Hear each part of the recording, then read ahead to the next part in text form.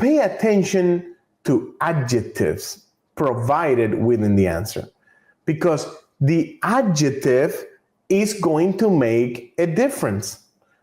An example of this is not the same to say the patient is bleeding than to say there is bright blood. It's not the same. Bright blood versus dark bleeding. So that's important.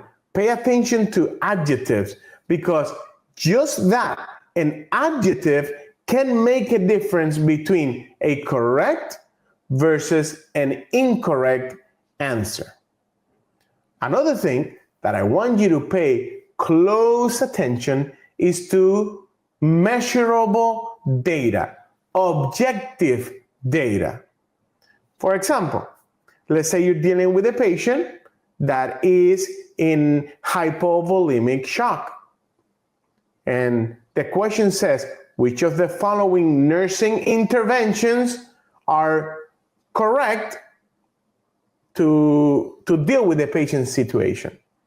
And you see that one of the answers said, monitor vital signs every 8 hours. See, the first part of the answer is correct. A patient in let's say in hypotension, in a hypovolemic shock, I need to monitor vital signs. That is correct. However, every 8 hours is incorrect. So that objective data, that measurable data is important, and it's going to be another factor, another indicator that you can either select it as a correct or incorrect answer. Another mistake that I want you to avoid. I have heard many silly things. I have heard sometimes, Professor, when you're lost, you select the longest answer. No.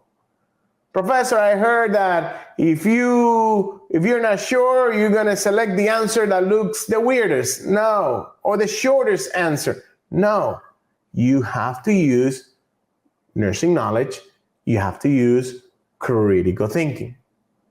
So, as you analyze step by step a select or apply question, and you use each one of these tips that I have provided for you, is going to increase the probability of selecting the answer correct. And the most important one is, remember, only select the answers that you are sure that are the correct answer.